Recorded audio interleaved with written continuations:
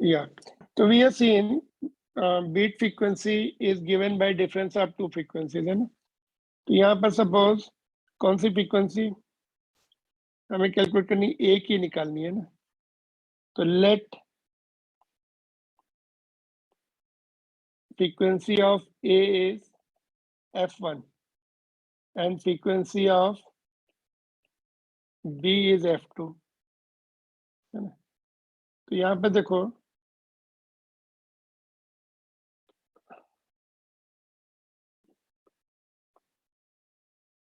since beat frequency is given by difference of two, है ना. तो हमें निकालना क्या है, f1 निकालना है, unknown frequency, therefore unknown frequency f1 will be what, beat frequency. और ये f2 को इधर शिफ्ट कर देंगे, लेकिन ये डिफरेंस में क्या होता है, प्लस माइनस लिख सकते हैं. f2 f1 can be beat frequency plus f2 और माइनस f2, दोनों हो सकता है. दोनों का जो डिफरेंस है ना, f2 कैन बी ग्रेटर और स्मॉलर. तो बीट फ्रीक्वेंसी कितनी दी है, f1 क्या हो सकता है, beat frequency is how much, 6 plus minus, और इसकी फ्रीक्वेंसी ओरिजिनल फ्रीक्वेंसी अब ए इज गिवन, अच्छा ए की गिवन है which is 324. Find out the frequency of B. तो ए को हमने f1 लिया, बी को f2 लिया, तो हमें f2 निकालना पड़ेगा ना. ठीक है, f1 fb प्लस माइनस, तो 6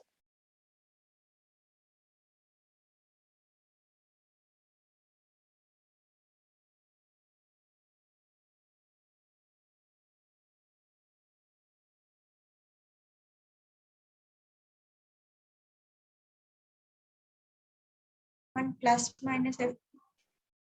देखो बीट क्या है, डिफरेंस ऑफ टू फ्रीक्वेंसीज है ना. Yes sir. तो डिफरेंस में it can be greater also, f2 जो है ना, it can be greater by 6 और लेस बाय 6, बिकॉज डिफरेंस में दोनों thing, both things are possible. तो Okay, it can yes. Be f2 can be 330 hertz, और डिफरेंस कितना आ रहा है देखिए, 380. 318, है ना. तो दोनों हो सकता है. तो 50% आंसर तो आपको पता लग जाता है. Moment to moment frequency of one is given and beat frequency is given. तो प्लस माइनस करके you come to know either higher value is possible और लोअर वैल्यू इज पॉसिबल. इतना तो you can very easily do it, but whether higher value और lower value, इसके लिए आगे देखना पड़ेगा. नाउ व्हाट इज डन, तो यहाँ पे देखो, ओके डायग्राम बना लेते हैं. ये ए का, दिस इज फॉर ए की फ्रीक्वेंसी कितनी दी है, ए की फ्रीक्वेंसी 324 हर्ट्ज. तो बी की फ्रीक्वेंसी कितनी हो सकती है, F, okay, for a f1 is 324, it is given. B can be either higher, it can be 330, or it can be lower also, 318. Got it? B दोनों में से एक हो सकता है, we don't know. All right, now आगे देखते हैं. Yes. Let's see what is next is given. Tension in A is slightly reduced. A का टेंशन कम करेंगे तो इसकी फ्रीक्वेंसी ड्रॉप हो जाएगी, it will come down. Drop होगी कि नहीं, because frequency is directly proportional to tension. Under root में आ रहा समझ में. Tension in A slightly reduce, उसका टेंशन कम किया तो ए की फ्रीक्वेंसी 324 से कम हो जाएगी. स्लाइटली लिखा है ना, वर्ड स्लाइटली, ज्यादा नहीं करना, थोड़ा सा ड्रॉप, थोड़ा सा टेंशन कम करेंगे, उसकी फ्रीक्वेंसी से फॉर एग्जाम्पल 323 रह गई या 322 हो गई, दैट मच ओनली. ठीक है. Now frequency is found to be 3 hertz. अभी बीट फ्रीक्वेंसी कितनी हो गई, 3 हर्ट्ज. रिड्यूस करने के बाद 3 हर्ट्ज. ठीक है, तो अगर आप बोलेंगे 330 है तो अभी ये गैप देखिए बढ़ गया, difference up to frequency has gone up. Earlier कितना था 6, तो if you take higher value तो beat frequency going up, if this इसकी फ्रीक्वेंसी नीचे आ रही है तो बी के साथ डिफरेंस बढ़ रहा है, whereas they are telling frequency difference is going down, तो B has to be 318, तभी ये फ्रीक्वेंसी डिफरेंस, ये बीट फ्रीक्वेंसी का डिफरेंस कम हो जाएगा, 3 बीट्स सुनाई पड़ेंगे, it has to be 318 since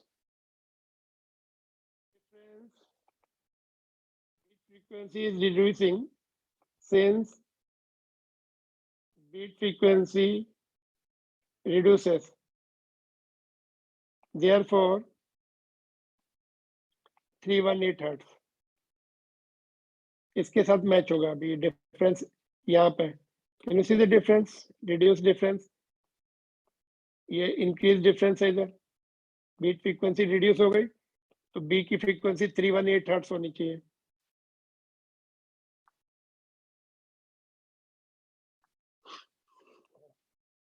clear और not? Sir, I did not get this part. How did we get 318?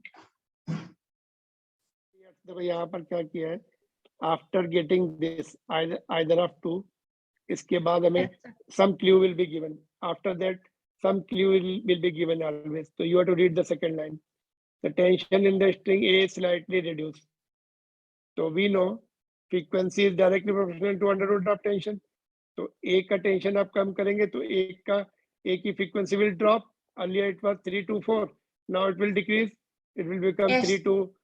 323 or 322, थोड़ा ड्रॉप हो जाएगी। now A की फ्रीक्वेंसी ये हो गई, now A has come here, उसकी फ्रीक्वेंसी अभी ये हो गई। now again when you sound both the string,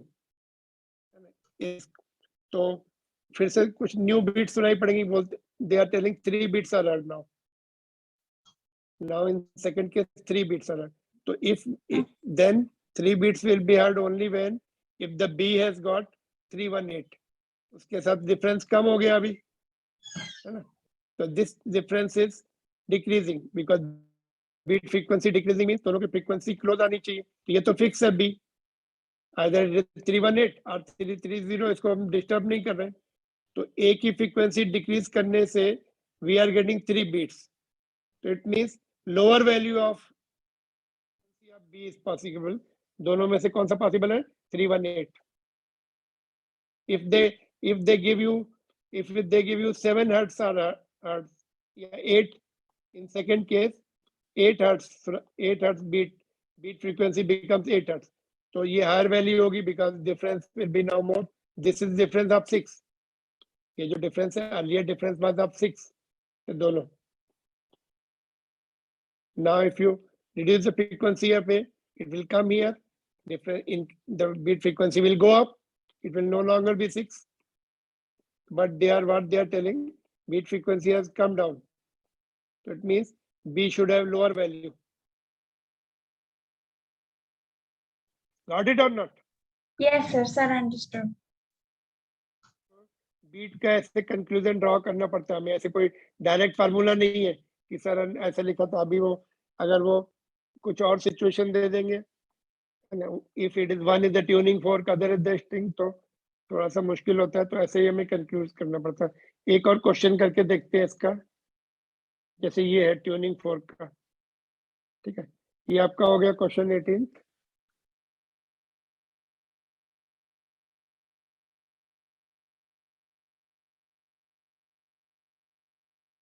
तो 318 is the answer. B should have 318 so that it will match with both the cases. ये भी बाद में इसके साथ भी मैच कर सकता हूँ। Now this is a question. Tuning fork arrangement produces 4 beats. A and B दो tuning fork है, कितनी beats आ रही है, 4 beats. One fork का frequency 288. Little wax is placed on the unknown fork. चलो A को ये 288 है, B की फ्रीक्वेंसी निकालनी है हमें, ठीक है, तो अननोन फ्रीक्वेंसी का फॉर्मूला क्या होता है? Unknown frequency Difference between two F, frequencies. F2 is plus minus beat frequency है ना. तो F1 इज 288 गिवन, बीट कितना दिया है? 4. तो F2 कैन बी either 292 और 284. तो ऑप्शन देख लेते हैं. अच्छा, इसमें एक ही ऑप्शन दिया गया, तो फिर तो ये हो गया खत्म, दूसरा ऑप्शन ही नहीं दिया. चलो पूरा सॉल्व करते हैं फिर भी. लेट्स सॉल्व कंप्लीटली, है ना. तो it has to be this. तो लेकिन अभी हम सॉल्व करते ना फर्दर. ठीक है, क्या किया हमने? फर्स्ट लाइन में हमें 50% आंसर मिल जाता है, इसमें तो 100% मिल गया. Two tuning forks are produces 4 beats, है ना. विद 1/4 का फ्रीक्वेंसी 288, इसको 288 लिया और सेकंड वाले का निकलना है हमें. तो unknown frequency is known frequency plus minus beat frequency. तो known frequency is 288 plus minus 4 which is given. तो 298, 292 और 284, दोनों में प्लस करेंगे तो 292 आएगा, माइनस करेंगे 284. 292 was given and that has to be the right answer now. दूसरा ऑप्शन दिया ही नहीं, नन ऑफ दिस भी नहीं दिया. But let us see, let us complete the question now. Little wax is placed on the unknown fork, इसके ऊपर wax लगा दिया and it then produces 2 beats per second. तो वैक्स लगाने से क्या होता है? फ्रीक्वेंसी इसकी कम हो जाती है, बीट फ्रीक्वेंसी. इसका वेट बढ़ गया, अभी वेट बढ़ने से वाइब्रेशन कम हो जाता है, तो इसकी फ्रीक्वेंसी कम हो जाएगी. तो लेट अस सी, ए जो है, ए की 288 है और बी की कितनी हो सकती है? आइदर इट कैन बी 292 और इट कैन बी 284. ठीक है, दोनों में से एक हो सकता है, बी. तो what we are doing, B के ऊपर वैक्स लगा रहे हैं, बी के ऊपर. तो इसकी फ्रीक्वेंसी ड्रॉप हो जाएगी यहाँ पे.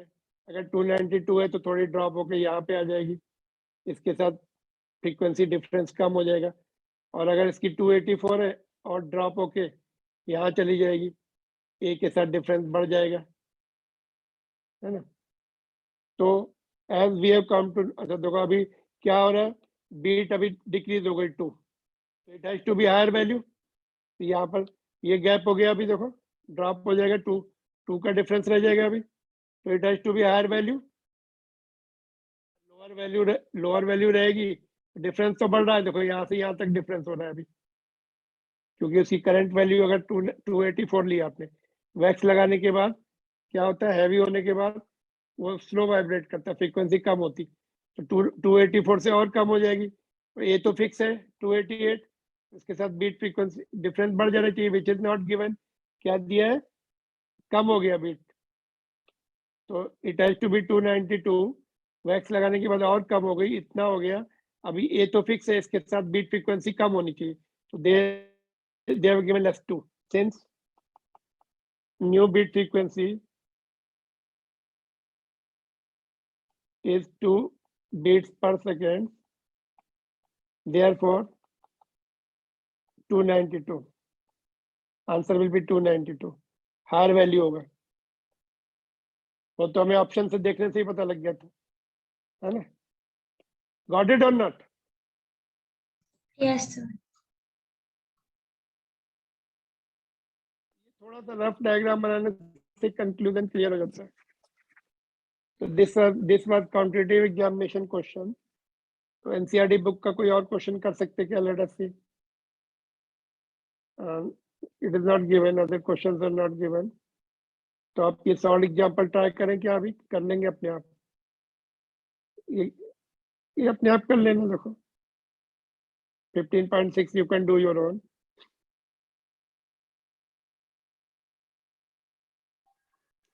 एक क्वेश्चन में और पूछूं आपको? नहीं, पहले होमवर्क वाला क्वेश्चन करते हैं. Let's do homework question first, कल जो आपको दिया गया था. Which one? This one. Where it is, यहाँ पर क्या आंसर आया इसका?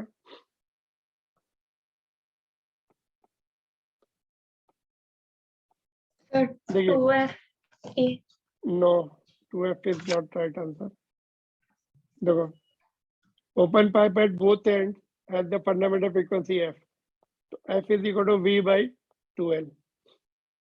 ठीक है, ये इक्वेशन 1 हो गई.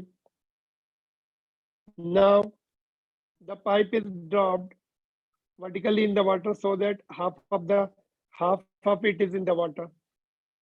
एक तो क्लोज पाइप बन जाएगा. Now it will be close pipe. ये ओपन पाइप है, क्लोज पाइप बन जाएगा ये. उसकी फ्रीक्वेंसी कितनी होती? v upon 4l dash. Length भी तो चेंज हो गई ना. l डैश कितने है? हाफ l बाई 2 है, तो v by 2l which is nothing but f. From equation 1 v by 2l की वैल्यू कितनी है यहाँ से? तो आंसर क्या रहेगा? B. No change. It has become closed pipe. Length भी half हो गई. Therefore, जो frequency है f dash, it will be Yes. it will be equal to f only. जितनी ओपन पाइप की फंडामेंटल फ्रीक्वेंसी है, क्लोज पाइप की भी उतनी ही आएगी, because it is becoming close pipe but length is also decreasing. Half way down है ना.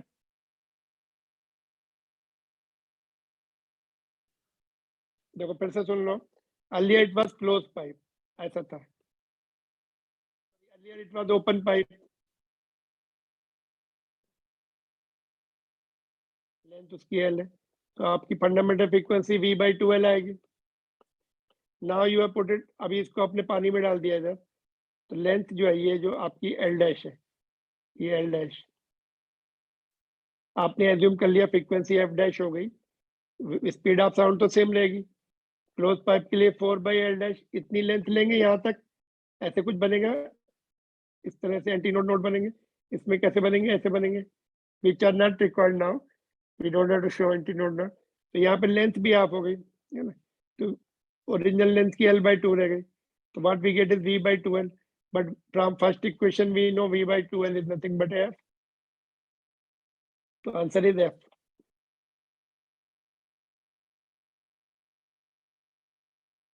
क्लियर?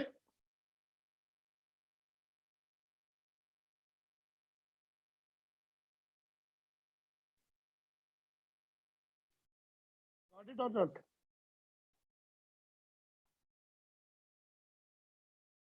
Yes, sir. ओके. तो बीट का एक और क्वेश्चन कराऊं क्या आपको, थोड़ा सा इंटरेस्टिंग. देखो देखो, if frequency of tuning fork is 100 hertz, ये 100 hertz है ए का, and beat frequency is 5 hertz. इसके सेकंड के साथ 5 hertz की बीट फ्रीक्वेंसी मिल रही है. ये ए है, this is A, this is B. ठीक है. Now filing of fork B is done slightly. नहीं, ये नहीं, ये छोड़ दो. Not this is similar to that. Filing में फ्रीक्वेंसी कम हो जाती है. नहीं, फाइलिंग में वेट कम होता है, फ्रीक्वेंसी बढ़ जाती है. Let us see, this one is what I was thinking. Frequency of tuning fork A is 500. It produces 5 beats with the tuning fork B. Now filing is done of fork B. If beat frequency remains same. Beat frequency same रह रही. देखो tuning fork ए है, देखो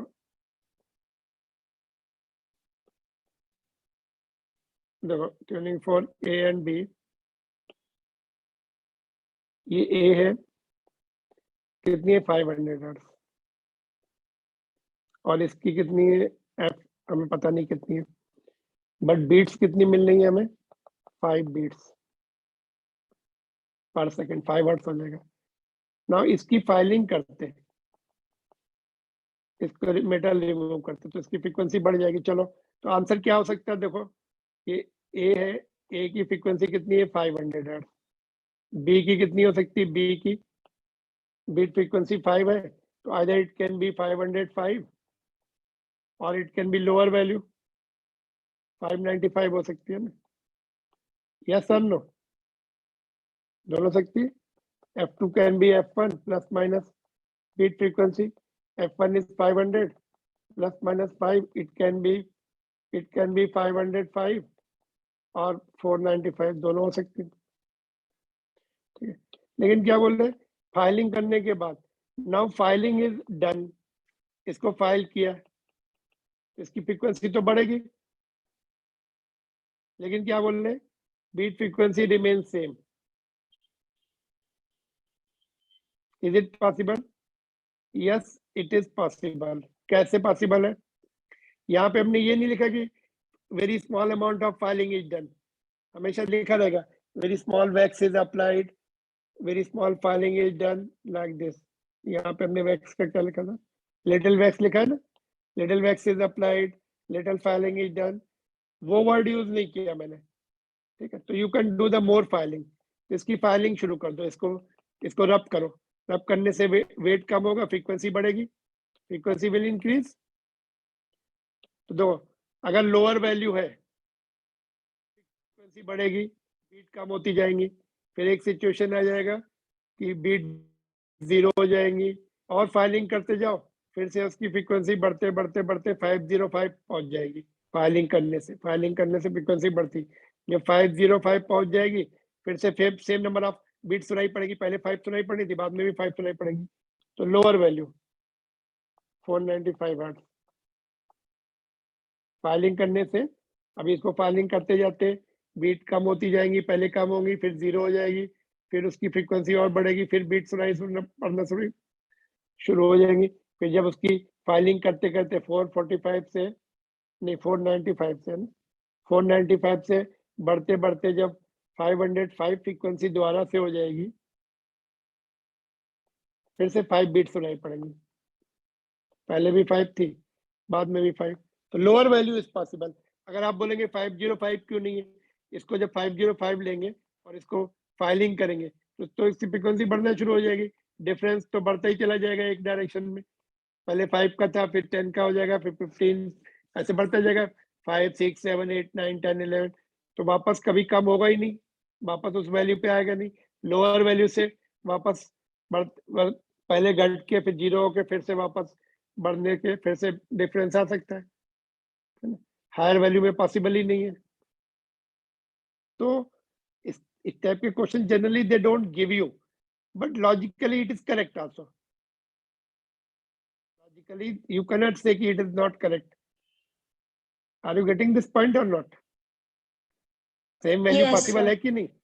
same value फिर से possible है. अगर हम बोलेंगे इसमें वैक्स लगा दो, इसमें वैक्स लगाओ, तब इसकी फ्रीक्वेंसी ड्रॉप होगी, ड्रॉप होते होते होते फिर 500 हो जाएगी, 0 बीट मिलेंगी, और वैक्स बढ़ा दो, है ना, टेप लगा दो, फिर उसकी और ड्रॉप होगी, फिर जब 495 होगी फिर से 5 बीट सुनाई पड़ेंगी. तो अगर हम इसको लोडिंग करेंगे, फाइलिंग की जगह हम लोडिंग लिखेंगे, तब हायर वैल्यू आएगी, 05 आएगी, थोड़ा सा वैक्स लगाया या टेप लगाया, ड्रॉप होते होते 500 हो जाएगी, 0 बीट्स मिलेंगी, फिर और टेप लगाएंगे, फिर और ड्रॉप होगी, फिर 495 पे फिर से 5 बीट्स मिल सकती है. तो this type of questions are generally not asked, but they are good question, logical questions है, can be asked. So this is your beat phenomena. Now इसमें एक टॉपिक और है आपका, तो भाई एक्स्ट्रा पॉइंट में, जब यहाँ से साउंड वेव जाती है ना, यहाँ से आप ब्लो करते हैं, ओपन पाइप पर जब रिटर्न होती है वेव ओपन पाइप से, तो they will be out of phase by 180 degree और पाई रेडियन. ओपन पाइप से जब रिटर्न होती है, आउट ऑफ फेज 180 डिग्री हो जाती है. अगर यहाँ पे कंप्रेशन गया तो रेयर फ्रैक्शन वापस आता है, रेयर फ्रैक्शन नीचे पहुंचा तो कंप्रेशन वापस आएगा. क्लोज पाइप से फेज डिफरेंस नहीं होता, compression will be reflected as a compression only, rarefaction will be reflected as a rarefaction only. तो phase difference will be 0 close pipe में, ओपन पाइप में 180 degree का phase difference आएगा. That you can just go through additional information in your textbook. Okay, ये earthquake वाला question है, this is also interesting question, ये आप ट्राई कर सकते हैं. एक बार अभी just let me hide this question first, इसका सॉल्यूशन हाइड कर देता हूँ. तो this we can solve, if time is there we can solve it. लेकिन और देखते क्वेश्चन क्या दे सकते हैं. इंटेंसिटी का मैंने पहले ही आपको बता दिया था. Intensity is energy per unit time per unit area, है ना. तो इंटेंसिटी फिर से मैं एक बार आपको बता देता हूँ इंटेंसिटी के बारे में. Intensity of wave is nothing but energy per unit area पर यूनिट टाइम. सपोज एक क्लोज पाइप है, इसमें से साउंड वेव क्रॉस कर रही है, तो उनकी इंटेंसिटी कितनी होगी. If you are able to measure the energy, या सोर्स की एनर्जी पता है, वही उतनी एनर्जी साउंड एनर्जी को मिलेगी. तो energy per unit time per unit area, तो it will be power upon area. Power का यूनिट वाट है, और because energy upon time is power, तो पावर अपॉन एरिया हो गया. पावर का यूनिट वाट होता है, डिवाइड बाय मीटर स्क्वायर. ठीक है. तो intensity of point source, suppose यहाँ पे एक पॉइंट सोर्स है, it can B sound source also, it can B light source also, और उसका इंटेंसिटी जो है डिस्टेंस के टर्म में क्या रिलेशन आता है वो निकालते हैं. सपोज हमने पॉइंट सोर्स ले लिया लाइट का, और हॉलो स्फीयर ले लिया यहाँ पर, जिसकी रेडियस आर है ना. तो यहाँ से जब इसकी पावर पी है पॉइंट सोर्स की, सपोज बल्ब ले लिया हमने 10 वाट का पॉइंट बल्ब, तो यहाँ से लाइट जाएगी सरफेस पे, सब जगह पड़ेगी. तो इंटेंसिटी का फार्मूला क्या होता है, पावर अपॉन एरिया. तो हॉलो स्फीयर का एरिया कितना होगा, 4 पाई आर स्क्वायर होता है. पावर तो कांस्टेंट है, बल्ब का जो वोल्टेज होगा वो कांस्टेंट रहेगा, 4 पाई भी कांस्टेंट है. तो intensity is inversely proportional to r square, 1 by r square. P is constant. So valid for sound and light wave. Intensity point source के लिए, I am talking about the point source, जो कि हमें कभी कभी question दिखते हैं अपनी बुक में पॉइंट सोर्स के. इन ऐसा ग्राफ आएगा डिक्रीजिंग, इनवर्स स्क्वायर लॉ हमने पढ़ा था ग्रेविटेशन में, इनवर्स स्क्वायर लॉ. तो पॉइंट सोर्स की intensity inverse square law follow करती है, 1 by r square. डिस्टेंस अगर हाफ कर दिया, r/2 कर दिया, तो इंटेंसिटी 4 टाइम्स. अगर हमने छोटा स्फीयर लिया हाफ रेडियस का, तो उसकी सरफेस पे जो इंटेंसिटी पड़ेगी लाइट की या साउंड की, 4 टाइम्स हो जाएगी. और रेडियस डबल कर दिया, है ना, तो 1 by intensity on the surface will become 1/4, 4 times of initial value. That is what is the inverse square law. ठीक है. तो ये आपको किसी चैप्टर में काम आ सकता है. पॉइंट सोर्स की intensity inversely proportional to r square होती है. फोटोइलेक्ट्रिक इफेक्ट के चैप्टर में सोर्स को जब हम डिस्टेंस पॉइंट सोर्स को आगे लाते हैं तो इंटेंसिटी बढ़ती है, पीछे ले जाते तो घट जाती है. तो we will need this in some of the chapters in 12th. Alright. इसमें कुछ पूछना है आपको, do you want to ask anything here. एक तो इंटेंसिटी का ये फार्मूला आपको काम आ सकता है, यूनिट वगैरह काम आ सकती है. ठीक है. और पावर छोड़ सकते हैं, पावर अगर जेई वगैरह में काम आ सकती है, जेई एडवांस में power. Doppler effect of sound is, they have deleted this is deleted part, otherwise it is very important. ये जो हम जेई एंड नीट के लिए जो एक्स्ट्रा पार्ट में कर लेंगे, हम करेंगे Doppler effect in the sound, we'll do it later. This is deleted from this year course. Very important, Doppler's effect in the sound. This we'll do it later. Anything else? ये questions Doppler effect के हैं, we cannot do it now unless we go through. Sir, ठीक है. So this is over. Excluding Doppler effect, which we'll do it later on. एक minute, just wait. ये question Doppler का. So one question I told you, important question, a good question of NCERT book, that also we are going to do. Then if time is there, I will show you some more experiment of fluid. बोलिए क्या है? या anything? Sir, I was just wondering if you could just tell us in short what exactly was the Doppler effect. Doppler effect. Okay. ये question करके बाद में बताया पहले ये Yes, द sir. क्वेश्चन और I can show you the demo of the Doppler effect अगर मेरे पास है तो वो दिखा दूंगा आपको कल साउंड Okay, के sir. उसके साथ, ठीक है? I'll give you a beautiful example of Doppler effect. You will understand much better from that. देखो पहले ये क्वेश्चन करते हैं.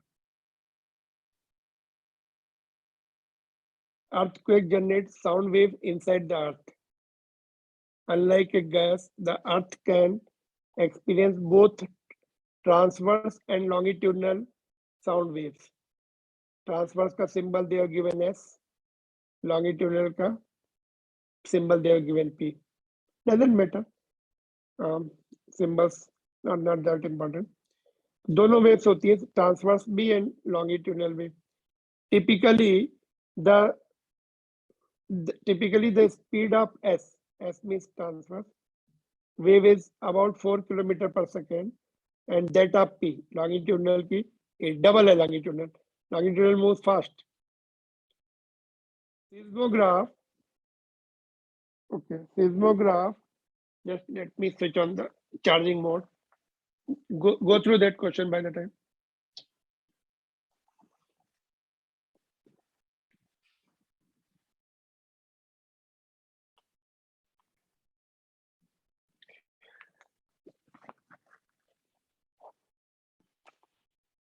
Yeah.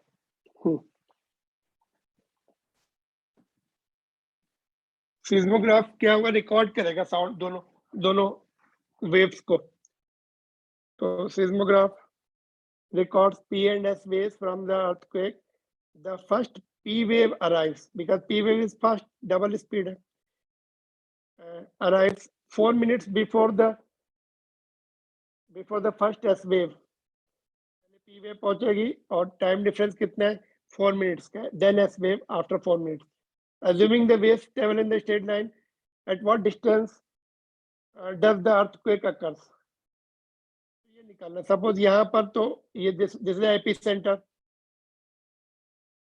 दिस पॉइंट जो है x is the epicenter and यहाँ पर y पर आपको at y location the seismograph is there, which is just receiving the earthquake waves.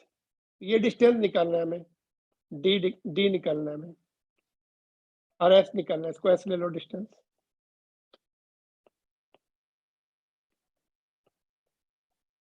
तो distance remaining same, s1 is equal to s2 है ना.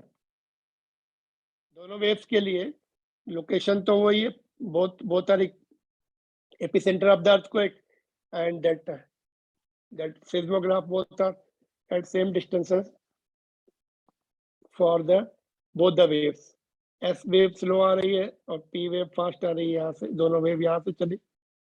Both will be reaching at the difference of time 4 minutes.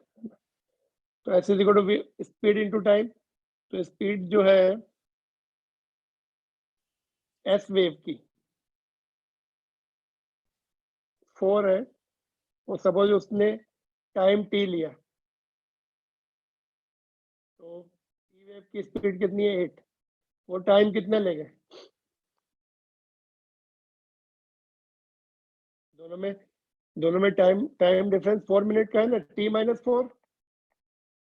ये fast है तो कम time लगेगा, common sense भी लगा सकते हैं. ये 4 into t है तो यहाँ पे 8 है तो ये t-4 हो जाएगा. गॉट इट और नॉट? अगर Yes, यहाँ पे sir. t लेंगे तो ये t+4 हो जाएगा. स्पीड कम है वो कम टाइम लेगा, 4 मिनट का डिफरेंस है. तो अपना आंसर मिनट्स में आ जाएगा ना. मिनट्स में निकाल लो, फिर इसको सेकंड में कन्वर्ट कर लो. तो Okay, ये sir. आपका 2 हो जाएगा. तो t is equal to 2t-8 है ना. तो क्या आ रहा है ये 8 इज इक्वल टू 2t-t. तो t is equal to 8 minutes. तो डिस्टेंस निकाल सकते हैं. s is equal to 4 into t. 4 into 8, 8 minutes को हम कितना लिख सकते हैं? 8 into 60, 480 seconds. तो ये आप ये फर्स्ट वेव जो है विच इज टेकिंग 8 मिनट्स है ना, 4 into 480.